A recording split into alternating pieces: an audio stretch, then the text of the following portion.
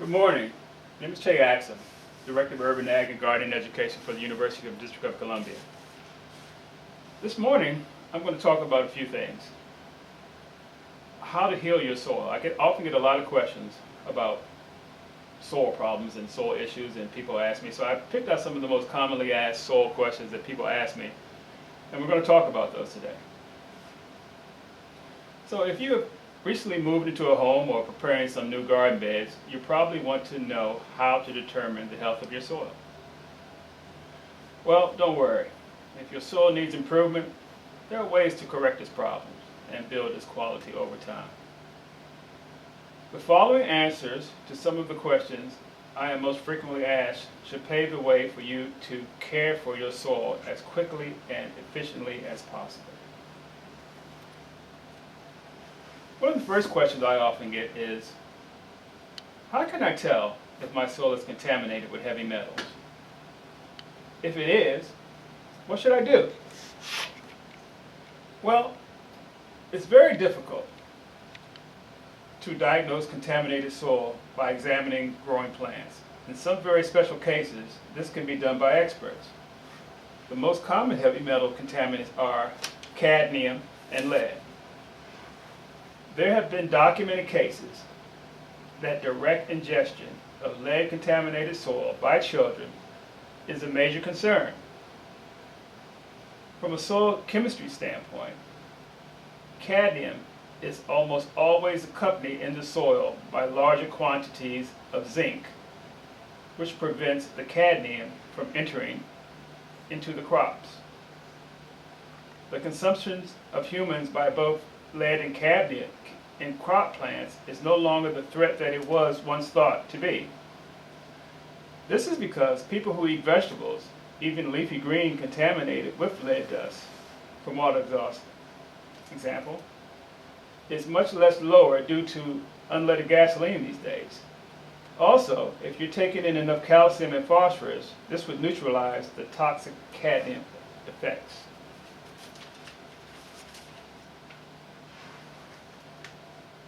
In most cities and around old buildings, the lead leaches out of the old buildings from the paint. And usually you can find cadmium or lead, sometimes 50 feet of well-traveled roads where cars travel. Not because of today, because lead gasoline is no longer used. Some of the lead still may be there from previous years. Still, it's based to test your soil to be on the safe side. When tested, if levels are higher than 500 parts per million, the soil is hazardous to children. The only practical remedy is to remove the topsoil. If the soil was treated with biosolids or sewage sludge, other possible toxic substances besides lead and cadmium may be present. To ensure the produce you raise is high in minerals, keep the soil pH near 7.0. Add organic matter for trace elements, and be sure the phosphorus level is ample.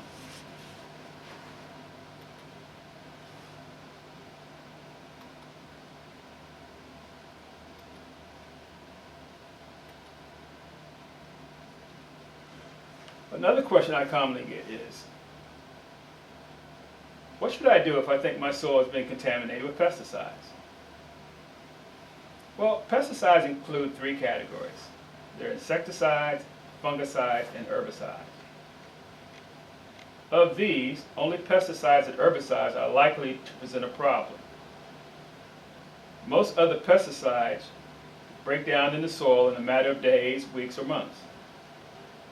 Those that do last for several years, such as chlordane, do not enter plants. The only damage is from eating soil attached to root crops. Depending on the soil type, there is a biological activity and the rate of spraying some herbicides, such as atrazine, which is often used in cornfields, which may last for years.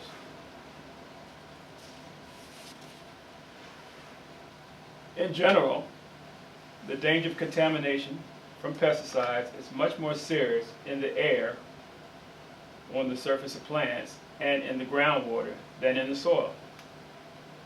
Pesticides may destroy soil life, but as they degrade. And organic matter is added, you will create conditions for your soil organisms to reestablish themselves. Soil tests for pesticides are expensive, and you may be able to take care of the problems in other ways. If pesticides were used, likely find out which ones were used and the application rates that were used if possible. Sometimes your extension agent can tell you these things. The estimate of pest persistence can be decreased if the organic matter content is higher than that of typical farm levels, generally 1 to 2%. So increase your organic level.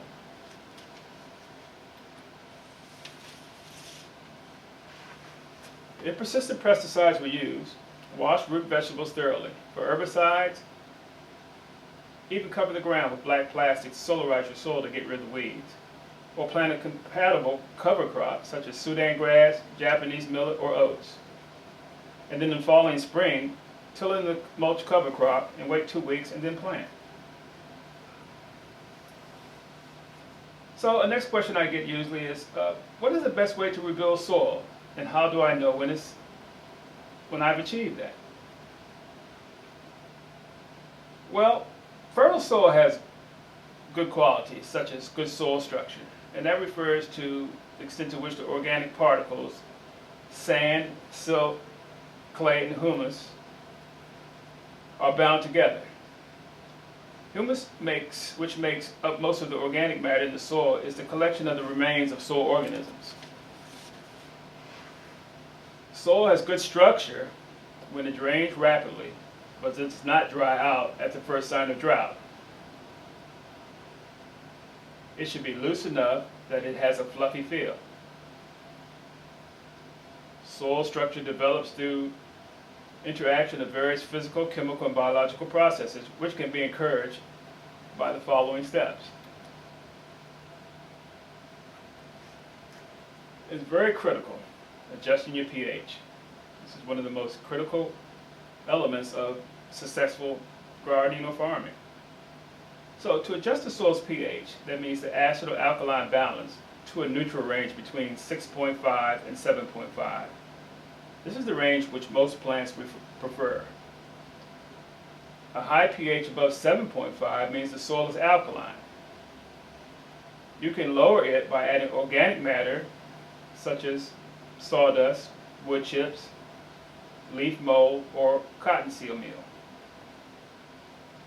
As an alternative, you can also add sulfur, but wear a mask if you do use sulfur. If the pH is below 6.0, it can be raised with limestone, wood ashes, or even chicken manure, if available.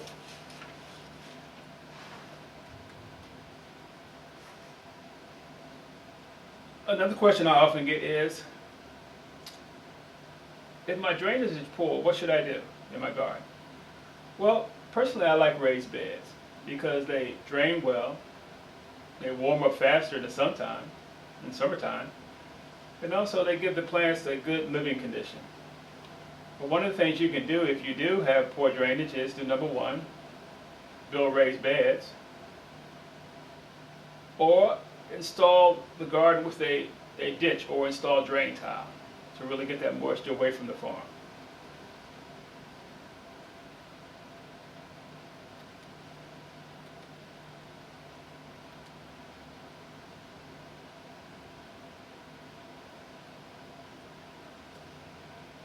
Another question I often get is, if a hardpan exists, what do I do? Well, hardpan comes from a few things. And surprisingly enough, some of the ways we farm and just using rototillers and machines and things like that really compact soil down 6 or 7, 8 inches and create a hardpan, a layer which is impenetrable to plant roots. So if a hardpan exists, you break it up by double digging, using a broad fork or a D-handle spade. Or you can use deep-rooted cover crops. You can also mulch with organic materials to feed soil organisms to conserve moisture, to smother weeds, and to keep the soil cool. Be sure the soil temperature is adequate for growing plants before putting down the mulch, or old hay that is free of weed seeds and best to use at that time.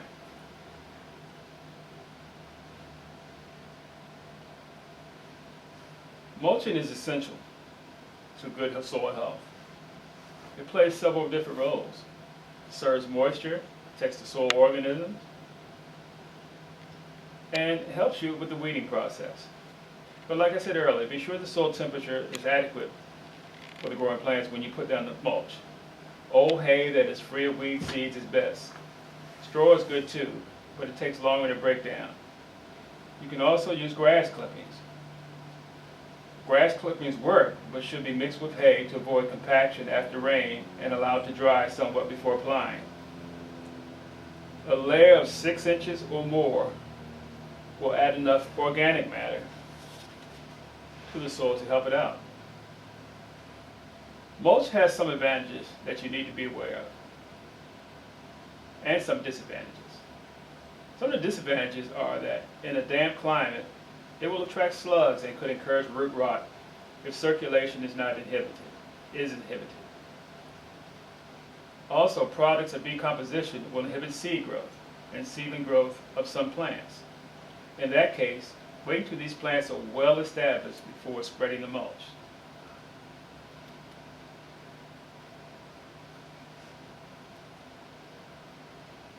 Another question I often get is, how do you feed soil? What kind of things do you add to the soil to feed it? Well, feeding soil organisms is done by working organic residues such as manure, leaves, and grass clippings into the soil. Either you can bury these residues or you can compost them above ground. Manure can be spread evenly and tilled in or dug in a trench, and this is called trench composting. That will take care of even the toughest broccoli stalks if started in the spring when the soil is warm.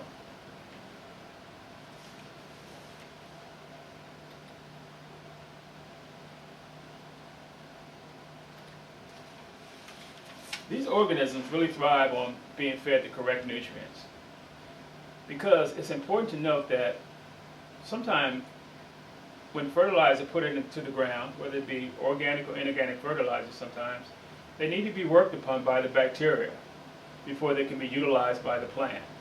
So the bacteria and organisms in soil are critically important to soil health, and they create the nutrients that the plants need.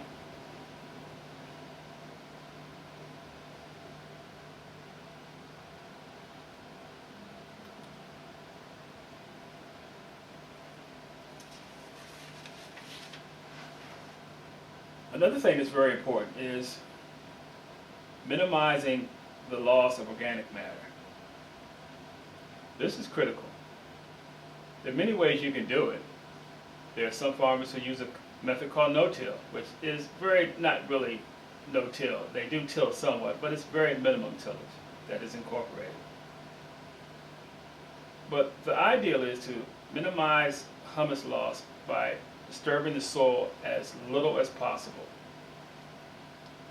Tillage should be only done when enough organic residues are turned under to compensate for the losses produced by the tillage itself. For example, when you grow a cover crop such as rye and you turn that cover crop in, or you just till it back in at the end of the season. You cut it down and just till it back in. Or just adding more compost all the time. General rule of thumb is that you can easily add 15 to 20 pounds of compost per 10 square feet of garden bed. This is a good way to start off slow, and it helps you build your soil up slowly. Once you have built up your soil by tilling or digging or adding the organic matter, don't turn it as often. If you need to cultivate for weeds, use a stirrup hoe. It disturbs the soil less. If you have the ability and the time, use a broad fork or spade and a rake. These things are less abusive to the soil.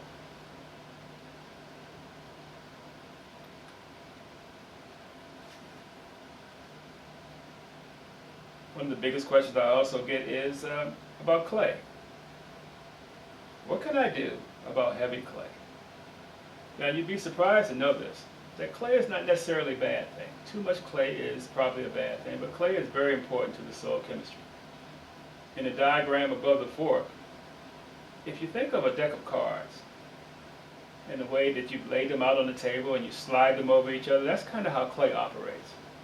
So what you want to do is you want to get something in between those cards, organic matter, sand, or something else like that, to really help it from being compacted so much. So you can open it up by incorporating either compost or fibrous residues, by mulching, and or by mixing in sand. A lot of sand is required to make a significant difference though. For example, to add 10 to 15% sand to the top 6 to 8 inches of you would need to add at least 5 to 20 pounds per 20 square feet.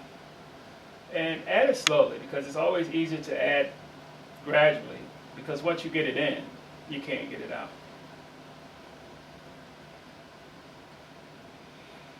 Another thing is that there are many vegetables, surprisingly, that grow in sandy soils, such as potatoes, lettuce, tomato, parsnips, carrots, asparagus, collard greens, strawberries, peppers, and even squash.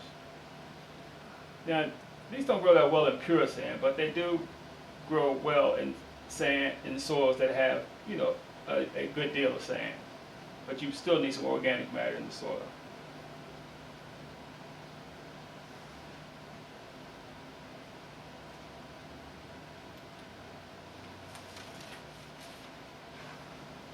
Compost is another thing. Compost is a relative term. There's good compost and there's bad compost. I really prefer, when I make compost, if I can, to have it covered most of the time. Because if you get residues and you take the time in making compost and bringing it to the site and grinding it and turning it, and you get something really useful, sometimes these materials have a lot of nutrients in it, a lot of valuable nutrients. So covering compost or building tops over compost to permit to alleviate the factor of the rain washing out the nutrients is a good thing. Or even covering it sometimes with a tarp. But I would say the best way to do it is to cover your compost and don't let the nutrients be washed out by the rains. And compost is preferable to fresh residues for conserving nutrients or for linking up whatever clay particles that might be present in your soil. A lot of times the soil is likely to be low in minerals, especially magnesium and phosphorus. It may also be low in potassium. But plant litter, compost, and manure, if available, will supply many of these nutrients that are needed. Sometimes you can spread things like high magnesium limestone that's required for necessary pH adjustments, but be sure, no more than 100 pounds per 1,000 square foot per year. Add rock phosphate, about 50 pounds per 1,000 square feet, to enrich your compost, or if you compost in the ground.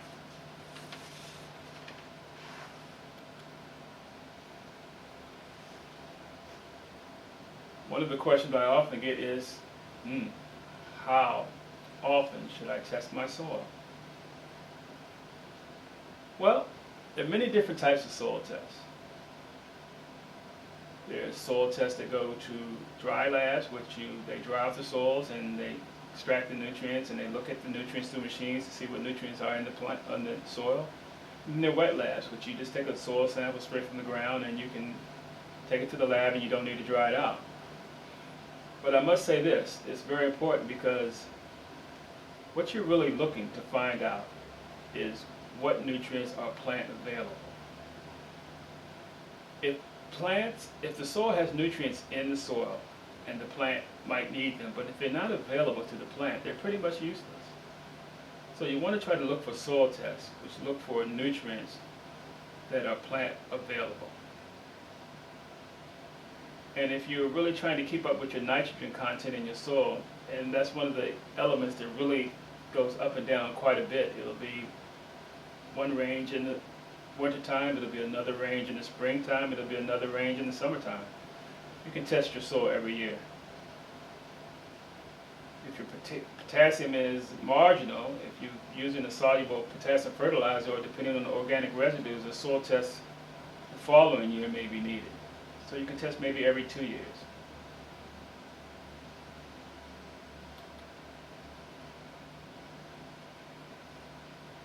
Soil characteristics change slowly. I personally test every 2 years. Some experienced growers test every 5 to 10 years if their pH and their nutrient content are stable.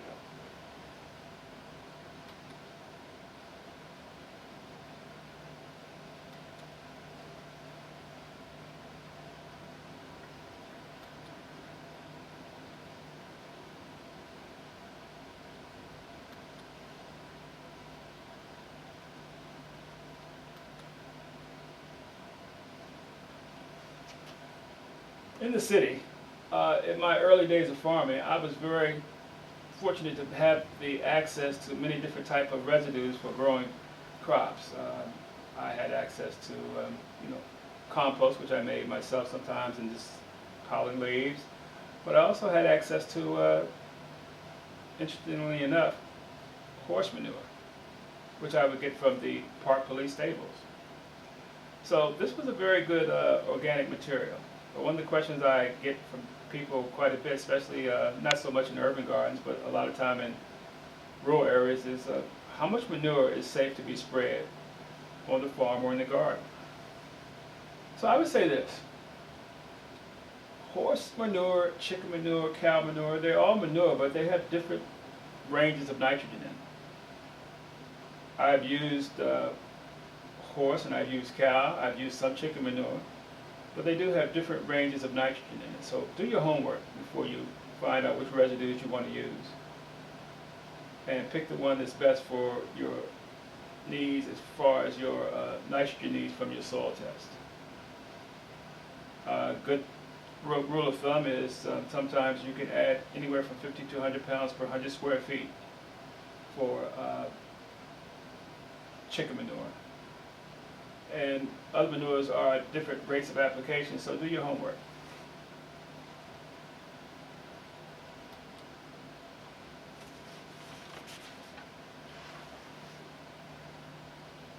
Another question I commonly get for folks growing in the city is how many leaves can be worked safely into the ground?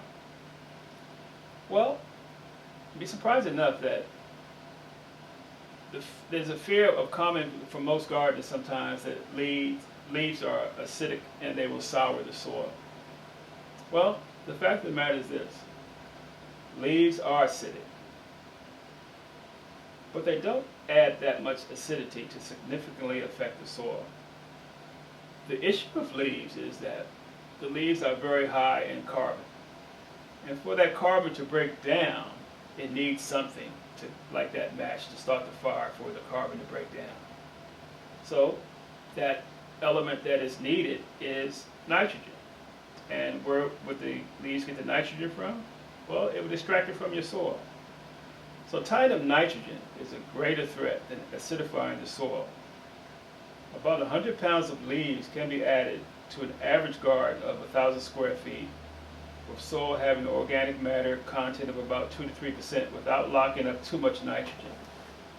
Still, the best practice is to compost them first, either above ground or in a trench.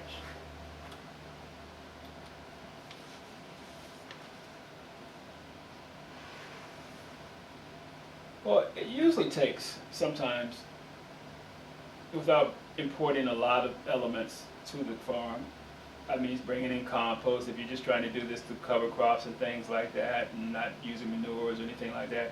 Sometimes it can take some time, almost 2 to 4 years. Because really, when you look at it, it takes a long time for soil to be built and topsoil. This is one reason why I've really kind of embrace the biointensive method that I've talked about in some of the earlier presentations, because it has the ability to uniquely create soil from the farming methods.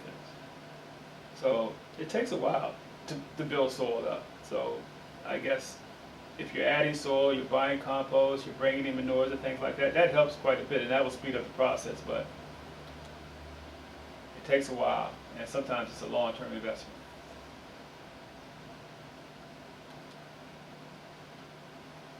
So, any questions? Just send me an email. I'll be happy to answer any more questions that you have, but I hope this has helped you somewhat as far as finding out and answering some of the questions to help you become a more intelligent gardener and a happier gardener. Thank you so much.